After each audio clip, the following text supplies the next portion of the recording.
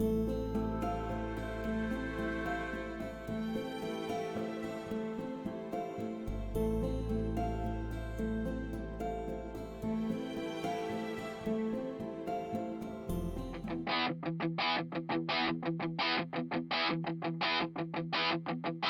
up your gear and open your chests. Throw on your armor and head out on a quest. Hey, hey. It's a brand new day. On the slow coast, your allies will help with blades and bows and magic as well. Hey, hey. Heroes on their way. Fighting together against overwhelming odds. Fighting together in favor of multiple gods. Idle champions of the forgotten realms. Idle champions, adventure never ends. Idle champions, get your wall and there. Idle champions, you will live again. Idle champions.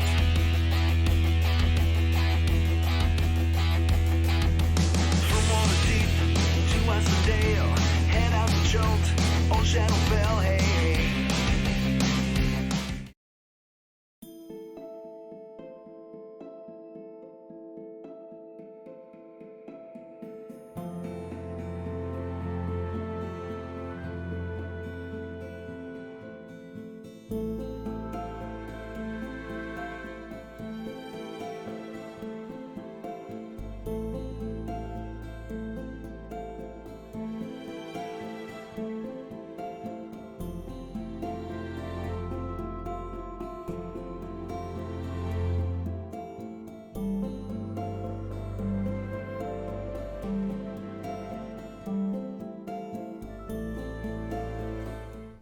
Hello, everyone, and welcome to the Sketching Hour, where we're going to sketch for an hour. I'm Lauren. I'm the content coordinator here at Idle Champions of the Forgotten Realms. And below me are two fabulous artists. Alexis, would you go ahead and introduce yourself, please?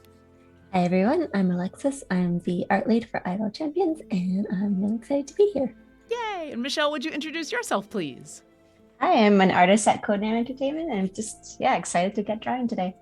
Awesome. And if you are new to this show and you're wondering what's going on here and why is there a high filled with cheese on the screen, well, we are going to be drawing based on what we randomly roll on these rolling tables. The three of us are going to be grabbing a monster, an adjective, and a cute animal. And then for the next hour, Michelle and Alexis are going to put those together into two complete creatures, and I will be working with chat in order to come up with backstories and names and why they like eating cheese, things like that. And speaking of chat, I do want to thank Martin, who is our moderator for today. So if you do have any questions, suggestions, comments, or want to tell us about your favorite cheese, go ahead and put those in the chat so that we can see them here in the backstage chat, because I can't always keep an eye on Twitch chat. Make sure you put question in big capital letters so that they can go ahead and grab that. Thank you, Martin.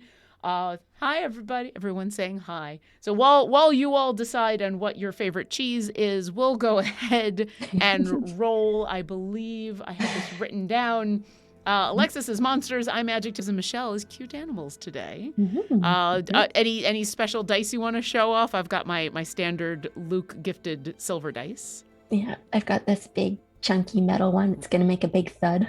I like a good And thud. mine's just my usual. Hey, it's your favorite. You like it. It's good. Yeah.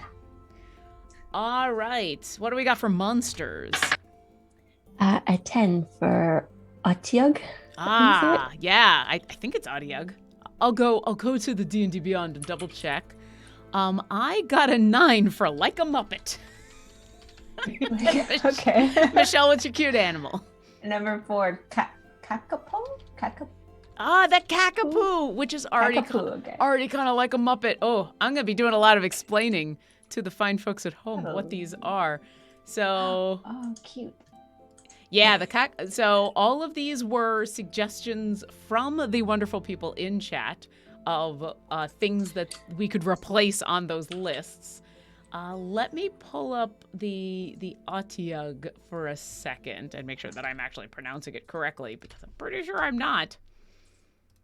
Oh, okay. Let's see. Otyugh. Otyugh. There we go. Thank you, Marisha Ray.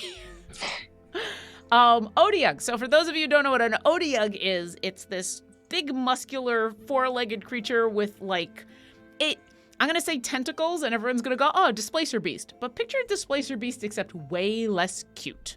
And brown.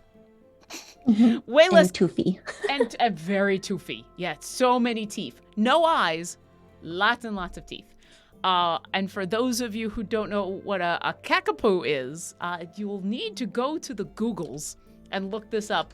I do remember this was one of those that somebody in the chat recommended that we go take a look at, and we all went, oh, it's a parrot. It's a little green, actually it's not little, isn't it huge? It's a large, rotund parrot. The owl parrot is what they're known as. And I'm seeing a picture of a guy with a Kakapoo, and it's like this big. It's like the size of my hand. So it's kind of a dinosaur. And in case we've forgotten, your challenge is to draw this creature like a Muppet. So there we go. If you're new to the show, welcome to the show. In the first 5 minutes, I think you now get an idea of what the show is about. Oh, I should update. Let's do this. Durgaloths? Yeah, that was last week. I'll get to last week. So this is gonna be Kakapoo Otyugh as Muppets. There we go. That's sure. What do you think? Is it Kakapoo Otyugh or Otyugh Kakapoo? Otyugh Kakapoo. Oh, okay. We can flip this. Sometimes it just sounds better in one way or the other, and you never quite know until you give it a try. There we go. Otyugh Kakapoo as Muppets. Yeah, I think you're right. Because the O on the end of Kakapoo is a much better ending. Yeah. I don't know. Hey, chat. How's it do? OK or KO? The names are now OK and KO. Garwar has already named these creatures that we haven't even got sketched out. I love it. All right. Well, if we want more creature names, go ahead and put those in chat. Everybody's super happy about the Muppet stream. It is time to play the music. Okay. Let's take care of a couple of other things while we're here. Speaking of adorable animals, I don't know if you watched before the show. We had our little ad reel for Idle Champions Presents Volume 3 happening on Monday, starting. Yay! But there's something else that's still going on that is absolutely adorable. We missed out on being here last week. Why is that? Because Disco, the Moonstone Dragon, Baby Moonstone Dragon came out. Yay! Look, this way. This way. This way. It is still available. You can still go purchase it now in Idle Champions. You'll be able to purchase it for quite a while, but all of the net proceeds from Disco sales through February 22nd will be donated to the Canadian Cancer Society. So you still have just under a week to go get this absolutely adorable dragon. I love that. I love that art. And now we got to go back to this other art, which is going to be just as lovely. If you were wondering, hey, what were you all up to the last time, which was 2 weeks ago, we were making Icy Robot Platypus Durgaloths. That's not a mouthful at all. That's why I paused afterwards. I'm like, I said that, and I needed to take like 3 breaths. So there they are. They're absolutely awesome. Lauren, I gotta know, did you practice that before the stream? That, no. Not the full thing. I did practice Durgaloth because when I was updating the code, which is above my head, and the overlay and everything, and I said, well, I'm just going to be making fun of Durgaloths now. And so I did end up saying to myself Durgaloth a couple times. But let's get back to the main screen here. Like a Muppet. How you doing, chat? Oh, people are still saying hi. Oh, wow. All I know is I looked over at chat, and $1 says Kakapooty Yugyug. I feel like sometimes this show is just Alexis and Michelle draw really cute animals while Lauren says really ridiculous things, and I'm okay with it. I mean, that could probably be like the summary, like the sketching hour. Alexis and Michelle draw really cute things while Lauren says. You know what? I'm writing that down. Absolutely. That's the new summary for this show. All right. Well, Martin did actually grab some questions from chat. So let me grab a couple of those questions while the sketching happens. Nixus says my favorite cheese is cheeseburger. All right. Well, actually, I should ask Michelle, what's your favorite cheese? Probably Camembert. Oh, that's mine too. Is it? What? Yeah, it's a nice soft cheese, but it's a little stronger than brie. Yeah, exactly. Yeah. Great minds think alike. And it goes well with so many different things, like fruit and prosciutto and all sorts of yummy stuff. Wine, chocolate, Everything. I'm in awe. Okay, first off, that the two of you picked a cheese that I think the first time I ever heard of Camembert was that cheese sketch from Monty Python. I didn't even think it was real. And the fact that both of you were like immediately Camembert, absolutely, is amazing. That's okay. All right. I feel very basic saying cheddar. I mean, it's a good classic cheese. Yeah. You can't go wrong with cheddar. I do like the sharpest cheddar, though. I want I'm okay with either white or yellow, like whichever people prefer. But I want it so sharp it can slice my tongue. I want the hardest, sharpest cheddar you can give me. Camembert, wow. Okay. Well, now I think we've already done as cheese, so I think we're gonna have to revisit. Martin is asking about the Odiug, the standard D&D toothy maw. Yes. There's no getting around it. It's not just the standard toothy maw. It's an extra toothy maw. Plus the tentacles have more teeth and possibly maws. Yeah. I do feel like D&D has a few different toothy maws. Yeah. Well, when you're thinking about creatures that are intimidating, there are a couple of cliches that are bound, even if they're not something that you're personally afraid of, they're bound to be, oh, okay, that's a lot of teeth. And sharp tooth monsters are one of them. Plus, tentacle teeth are another thing. And I am reading the stat block, and it does include if it hits you with one of its tentacles, you are also grappled and restrained, and it bites you. Ow. Toothy maws. Let's see. Manic Clown asks, is there a gallery of sketching our art somewhere? Why, yes, there is. So if you come to our Discord, discord.gg/idlechampions, you can find a variety of things. Mostly a lot of really good people giving advice to each other about playing Idle Champions of the Forgotten Realms. But in our Discord, we have a channel specifically for the sketching hour. And every week, once these awesome sketches are done, they're not really sketches at that point. They're full-on pieces of art. We post them in there. And so if you look at the pinned information in the Sketching Hour channel, you can see all of the previous art in one big, long collection. There we go. I put the link in chat. I know. Oh, apparently I also Martin put the link in chat at the same time. There you go. Double Discord. Let's see. And yeah, we've got everybody talking about cheese and names. So the Lurking Writer suggests Beekapoo and Dr. Bunziug. Are either of you drawing a medical professional at this moment? I mean, maybe. Should we be worried about a Muppet medical professional? I mean, there is Dr. Bunsen Honeydew, but I would not want him to be my medical professional. No. No. Although, in fairness, I don't know if Bunsen Honeydew was a medical doctor or a science doctor. I think he was a science doctor. Probably. Maybe? Did he ever actually say what his doctorate was in, besides torturing Beaker? Not that I know of. Let's see. I am not a Muppet expert, though. No, me neither. I am just a big fan. The Ogeofen. Favorite cheese? Zan Walken Gold from Viscolini. What? There were a lot of Wow. words in there that I probably pronounced incredibly wrong, Mhm. but I am impressed. I have no idea what that is, and I'm going to have to look it up. Yeah, Me me neither. neither. Imagine if Michelle and I both said that like at the same time. That's our favorite cheese.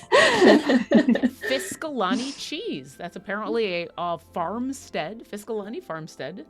San Joaquin Gold is an original cheese recipe created by and made only at Fiscalani farmstead. Like the European tradition of naming unique foods after the location where they were first produced. We named this cheese after the valley where it is made. Mildly sweet and mellow when young, it develops a darker golden hue and deeper, nuttier flavor over time. I don't know where this accent has come from. Anyway, hey, I've learned about a new cheese today. Thank you. Maybe they hire you for their ads. We are not sponsored by this cheese company. Although, hey, I mean, I can't. We work for a company, so I don't think we can be sponsored by anybody but Codename Entertainment. But I'm always happy to go try some more cheese. Yeah. Oh, the lurking writer, who is apparently a Muppet expert, says that Bunson's doctorate is in the sciences, but not sure if it was ever specified. Well, if you have any more information at home about Dr. Bunsen Honeydew and what his medical or scientific specialization is, let us know. That reminds me, I've fallen off of watching The Muppet Show. Luke and I were making our way through all of the episodes, and recently, between keeping up on the Book of Boba Fett and everything else going on, we've not had the time. But now the Book of Boba Fett is done. I should get back into... This has inspired me to get back into Muppets. Oh my God, Michelle, you're drawing an arm. Yeah. That's amazing.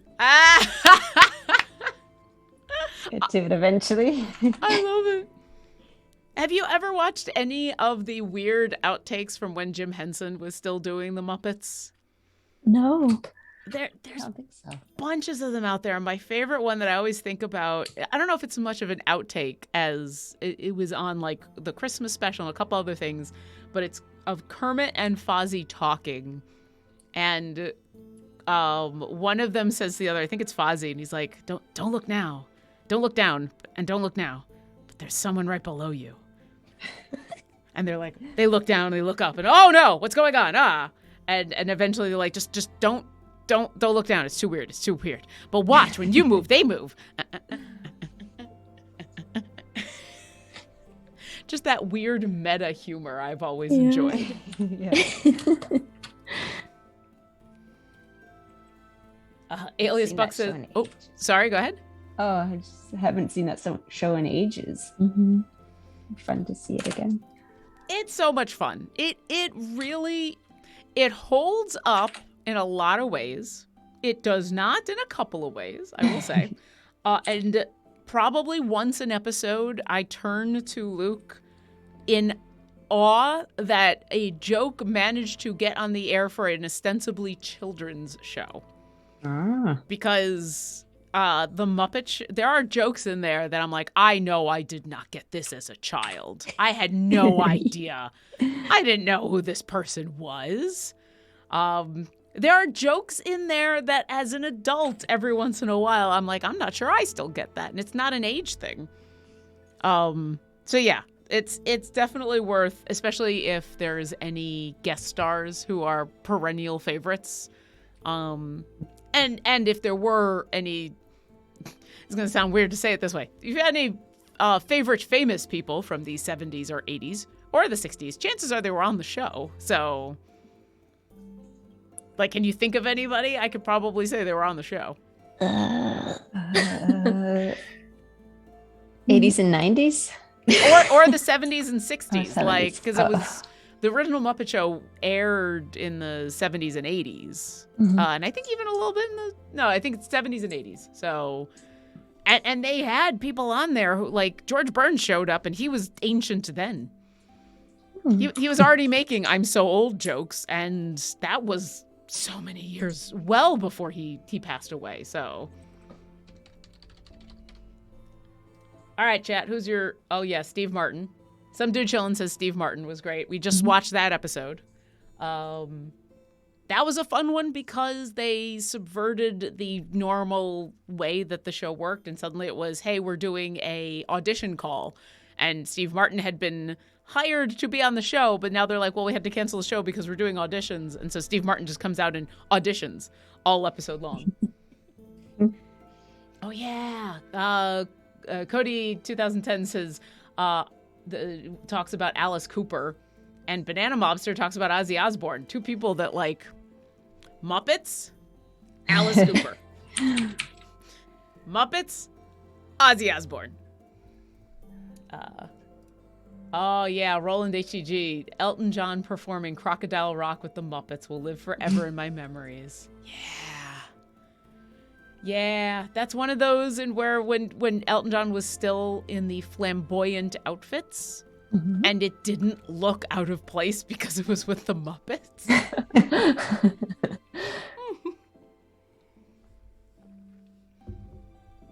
Oh, yeah, a bunch of people are mentioning Elton John. Yes, the lurking writer Mark Hamill himself. Mark Hamill as himself and as Luke Skywalker. Nice.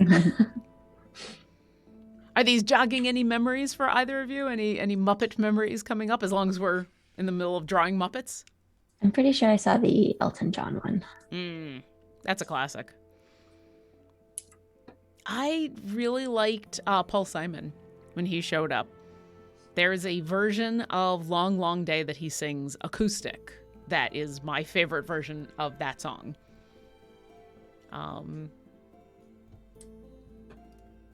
Oh, yeah, I haven't seen the Robin Williams one yet. Oh, I don't think I can watch that now. I mean, it's kind of wonderful, but also sad because, yeah, these are people who, many of them already had long and distinguished careers when they showed up on The Muppet Show. So they were already the elder statesman kind of thing. So a lot of them have passed away. Let's see. Yeah, a bunch of people are talking about Alice and Ozzy.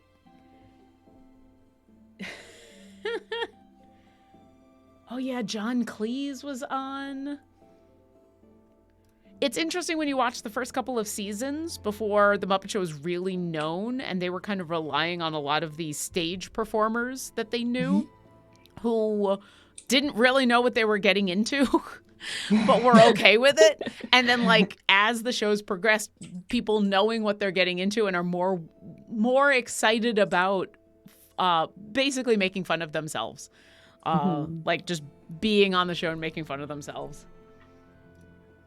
Oh yeah, Willie Nelson and Baryshnikov. Oh, I forgot about, we just watched the Baryshnikov one. It was really good. Oh, and then that was my introduction to Mum and Chance. Have either of you ever seen Mum and Chance? No, Don't think so. Oh, Mum and Chance is weird. Mum and Chance is one of those things that gives people nightmares. How do I describe? So Mum and Chance, okay, so imagine it's the 60s and you're trying to do weird bits of art. And so you dress up all in black and your whole thing is you don't talk, but you use masks in different ways and you do little plays and stage shows. And the one that I remember the most is the three of them had these masks that were made out of clay that were still soft clay.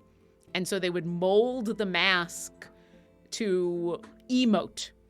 So the happy person would suddenly be sad and they would move the mask. And though, they would change. One of the characters suddenly became evil. And so he elongated his nose and he gave himself the kind of the classic evil person mustache and things.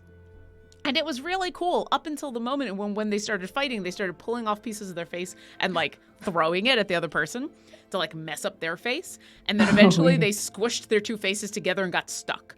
And I had nightmares as a child about that for weeks. Mm-hmm. I think I've seen that before. It sounds like very, very, very familiar. Yeah, I think it's a Swiss troupe. I'll have to look it up. Someone in the chat will know, but I believe they're a bunch of Swiss artists and super creative. But yeah, as a child, I noped out of that. Oh yeah, John Denver. How could I forget John Denver and the Muppets? I think he was on twice too. Yeah, anyway, since we're doing all this Muppet stuff here with the Otyugh Kakapoos as Muppets, that sorry to go down the Muppet memory lane here. Oh, Banana Mobster says, according to the Muppet Wiki, so you know it must be true, Dr. Honeydew is a PhD Esquire Incomp CSICOE, Chief Scientist in charge of everything. Ah. In charge of everything. Okay, well, there you go. If you do have any questions that are not about the Muppets, but are about either Otyughs or Kakapoos or about anything that Alexis and Michelle are currently working on that they can talk about, go ahead and put that in chat so that Martin can grab that. Go ahead and put question in big capital letters beforehand so that's easy to grab. And we can also, now that we're starting to see these creatures, come up with names, although I did like the Lurking Rider for the Beekapoo and the Dr. Bunziug. We have to set that one aside. Do either of you have names for your creatures yet? Of course not. No. We never do. Well, you're busy like crafting them out of the ether, so you know, I don't blame you. I don't blame you. Wow, those tentacles! I was not expecting Kermit to be in my nightmares tonight, but okay, there we go. They're kind of cute. They both of them are starting to shape up as that adorable but creepy. I like it. I like them both.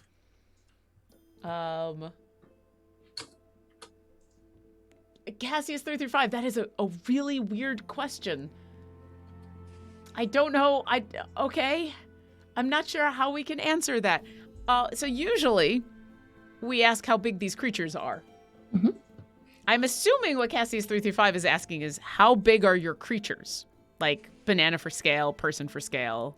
Like, well, what size are you imagining them? Okay, that's what I thought. Because what Cassius is confirmed that what they're asking is how big is your monster. But what they asked was how big is Alexis? And I'm like, Well, I'm about 5'5". Somewhere in there. I was almost Fairly gonna- average-sized human person. I'm a medium-sized creature. I am. Well, Michelle. Walking speed is 35 feet. Okay, so Alexis, that's how big you are. How big is your creature? It is Muppet sized. Okay, all right. So I think, Michelle, does that match up with your creature, or is this a giant arm that is holding up this Muppet?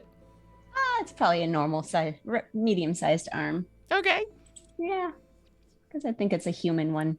okay. Yeah. That gives us a good size, because you never know. That could be, you know, the arm of a nice giant, Giant, yeah, that's true.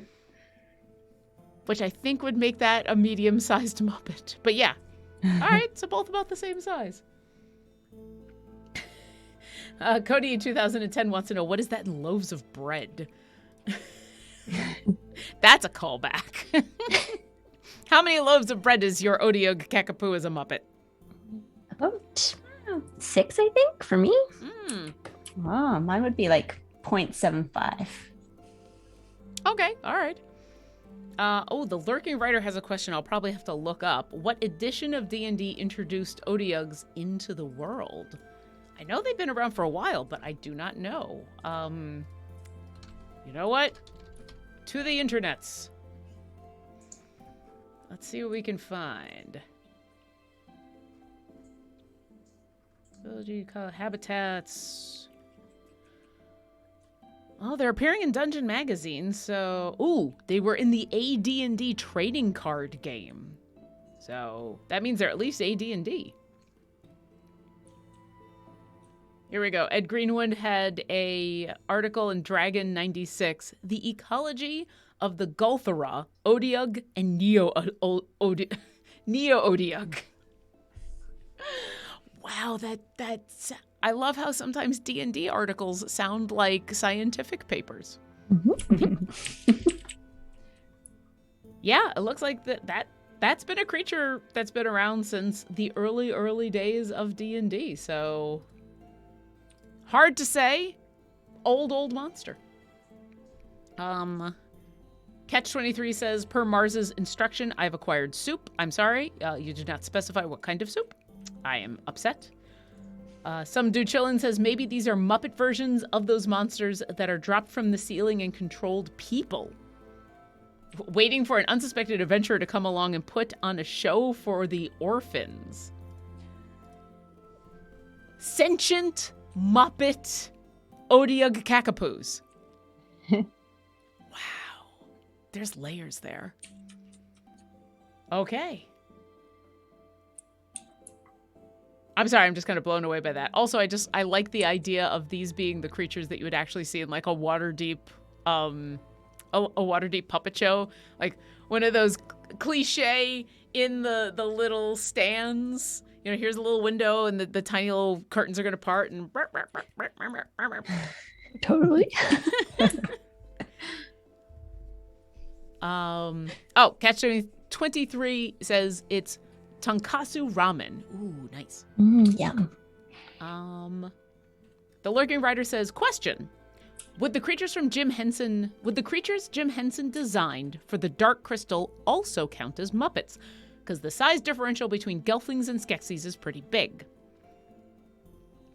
I feel like there was a clarification of the difference between a Muppet and just every other puppet, and that Muppets were a specific kind of puppet, but that stuff like the Dark Crystal characters and other things were not considered Muppets.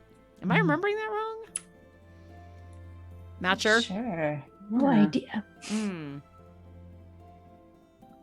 Because I do know one of the reasons that we left it as Muppets in the list is that there's a feel to what a Muppet is versus just a puppet. Yeah. Yeah. Is that their like brand, like that's only for that one particular show, or are there other Muppets? Like, I'm not sure. I think other ones would just be called puppets Mhm. rather than Muppets. Because you wouldn't really call a character from like Sesame Street a Muppet. Yeah. Although Even though they're kind of similar. There is crossover though, right? Yeah. Well, now, guess what? To the internets. But definitely, like, let me ask, when the both of you were starting to consider what you were going to draw today, what is it about Muppet that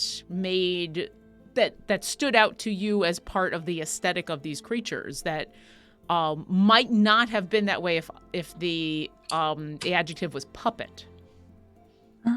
The eyes, mayay, and the I think the mouth, like simple the sort mouth. of the simple mouth for sure. Flap, flap. Let's see.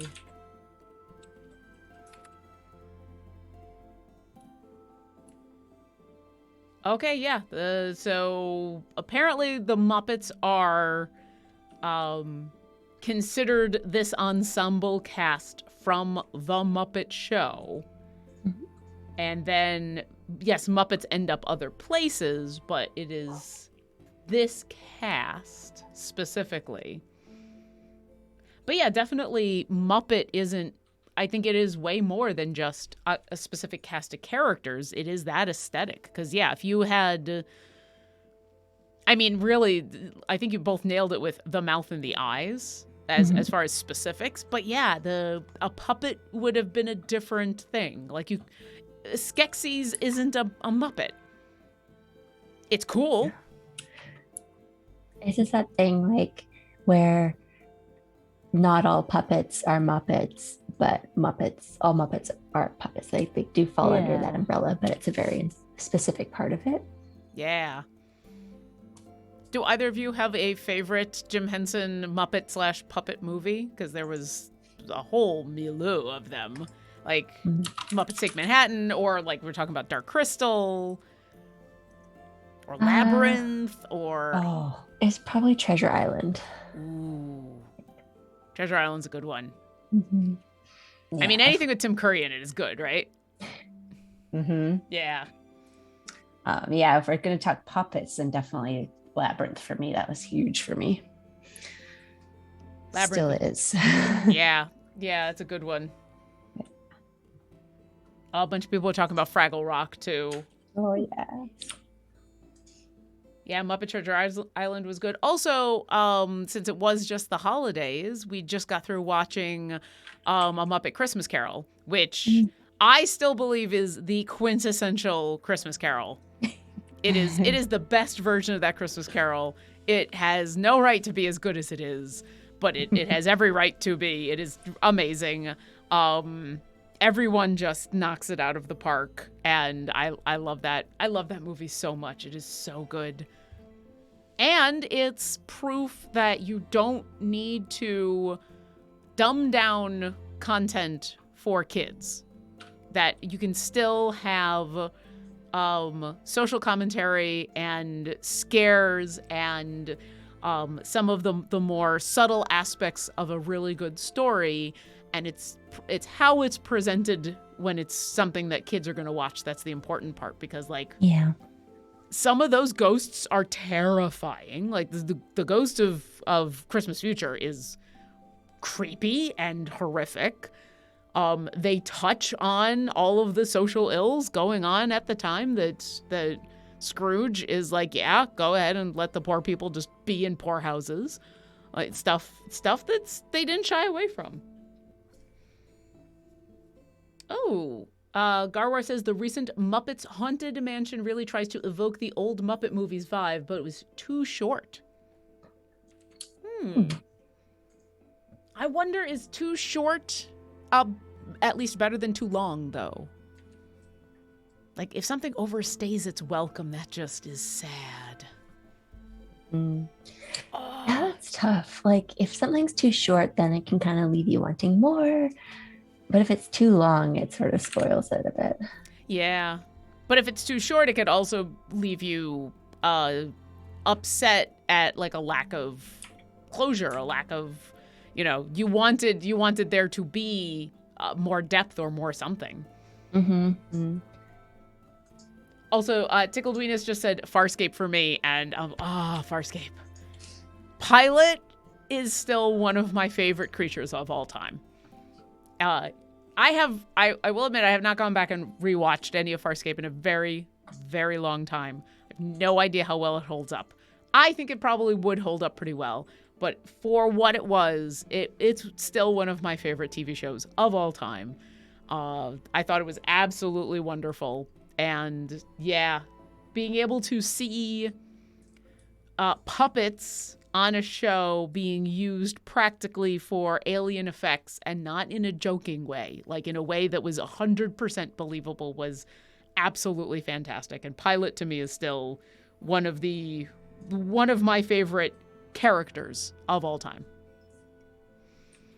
Have either of you ever watched Farscape? Just a couple episodes here and there. I always meant to watch more of it, but there's always only so many things you can watch at one time. Yeah, I mean, even when the pandemic started and people were saying, "Oh, I have all this time to catch up on all of the old stuff that I always wanted to," but that's still a lot. And for shows that were, all right, here's 5 seasons of Farscape. Each episode is an hour long or 45 minutes, cut commercials. That's still a lot to catch up on. And yeah, it's easy to look at it. And especially if you're not into binge watching, like I am not into binge watching, it's hard to like sit down and go, I'm going to watch 4 episodes of this, or, however many before I fall asleep. Ooh, Garwar has invoked The Last Starfighter. He says, I rewatched The Last Starfighter last night, and the CGI does not hold up, but the story and costumes do.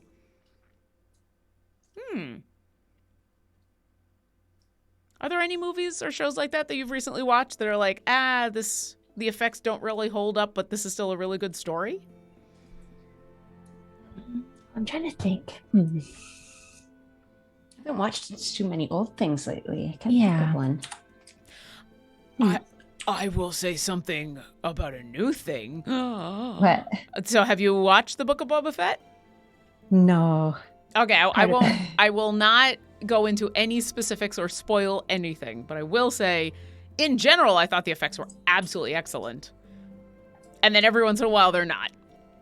Oh, really? Okay. And you know what's worse than the effects not holding up? Because I feel like if I watch The Last Starfighter and it's just consistent at the same level of effects, and you're like, this doesn't really hold up anymore, but it doesn't get any better or worse, you could probably just kind of forgive it. Because I've seen movies like that.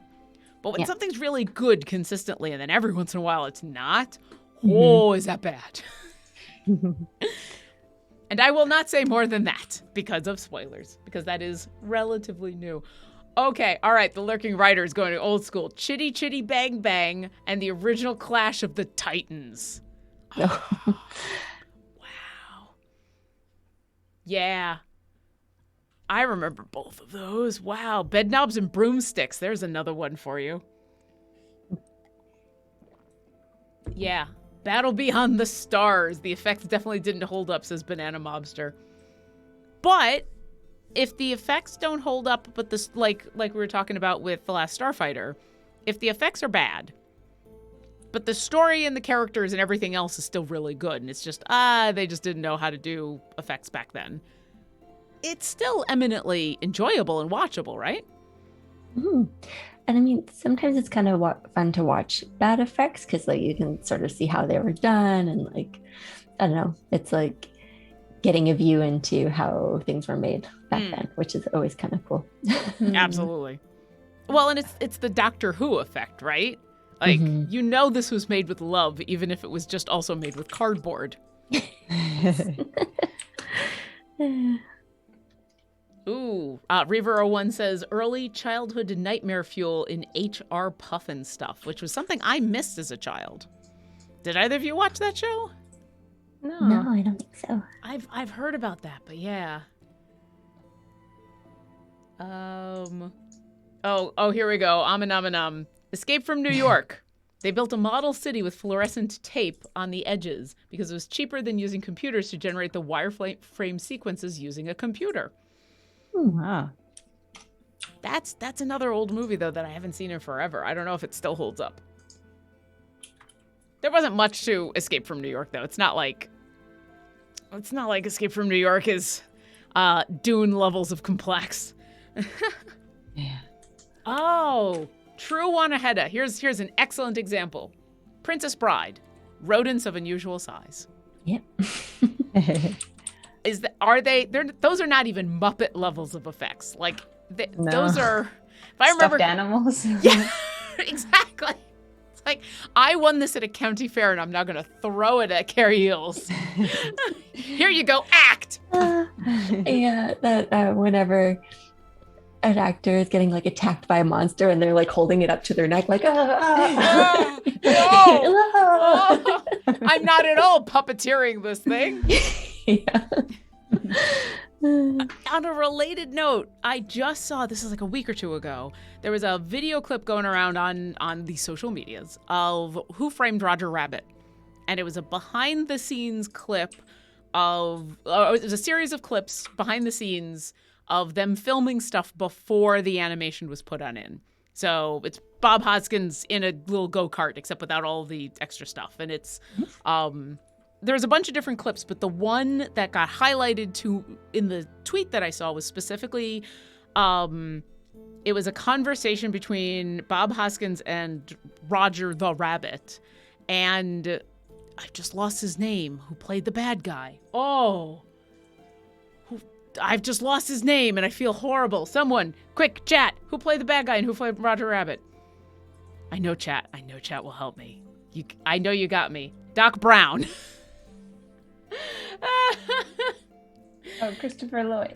Christopher Lloyd, thank you. Thank you. So Christopher Lloyd is there in his full regalia, in his black with the black and the black.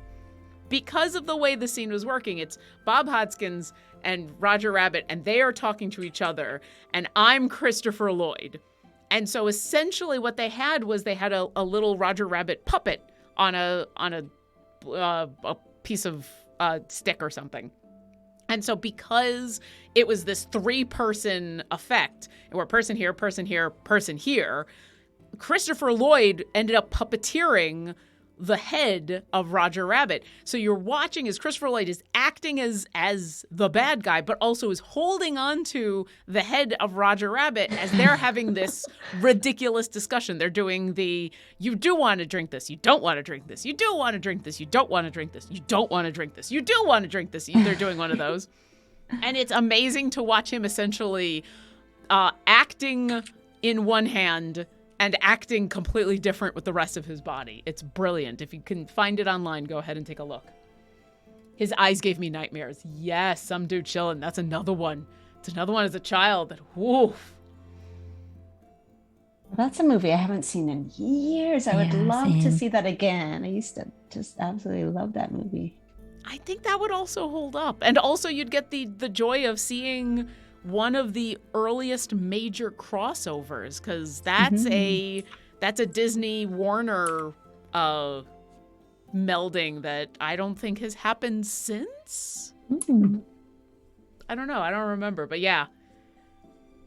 I also remember it holding up really well. Like the way they did the effects in order to get the animation to work was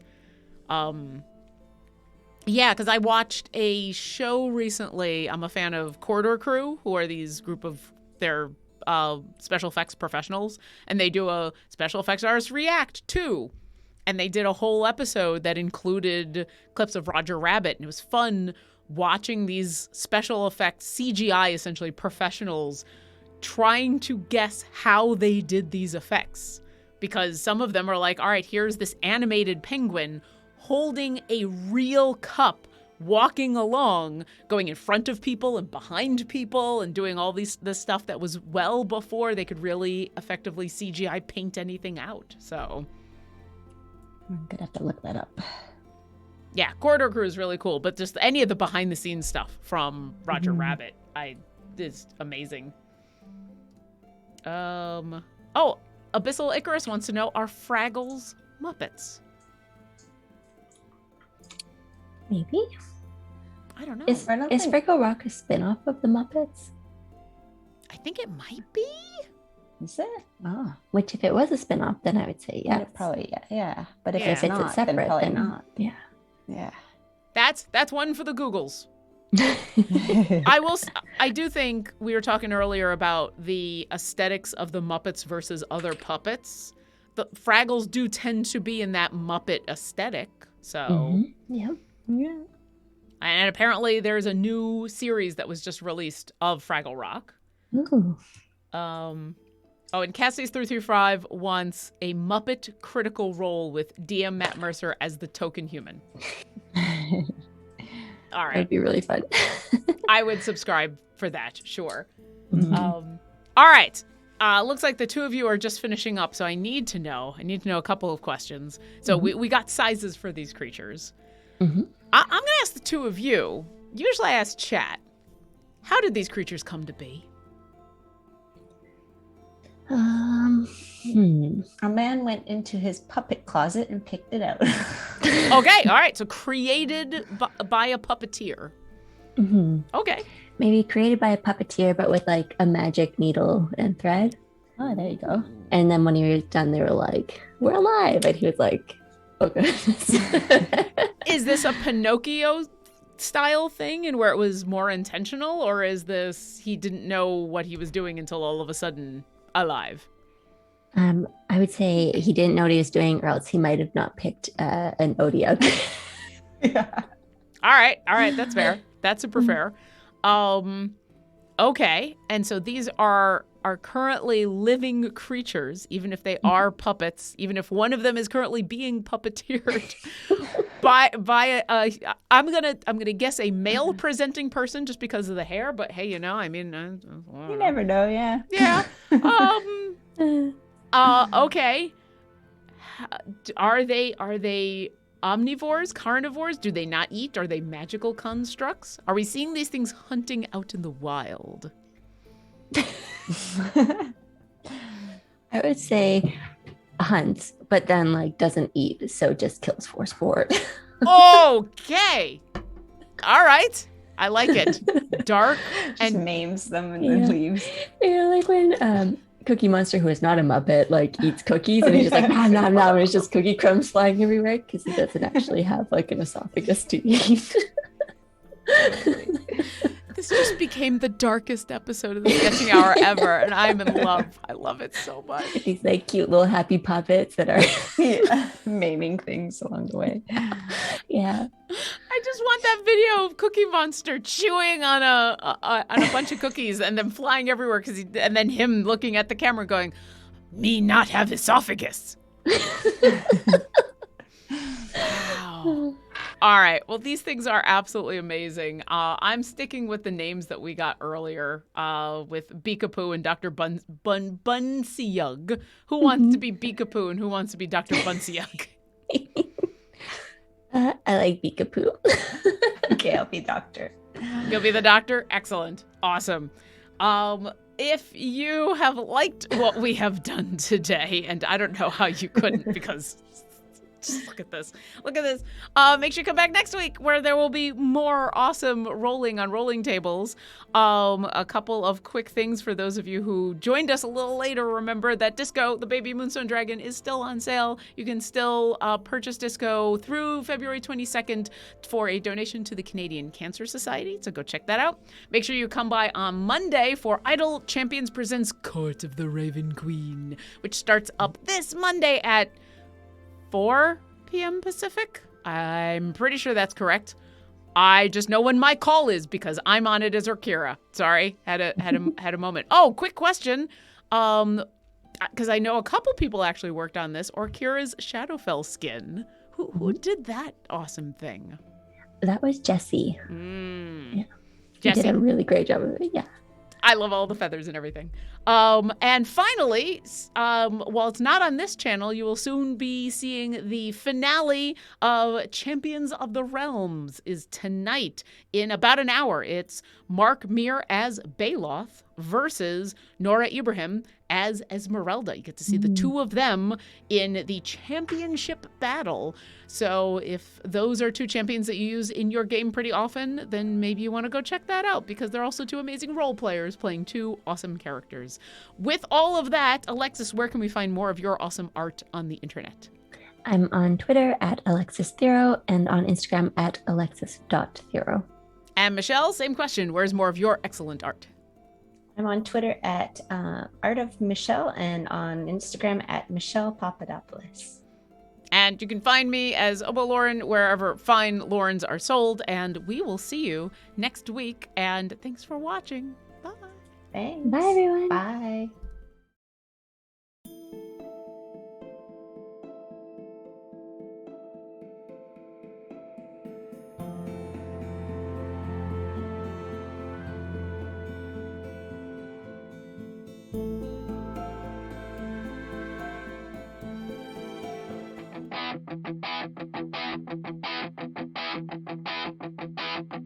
Pick up your gear and open your chests.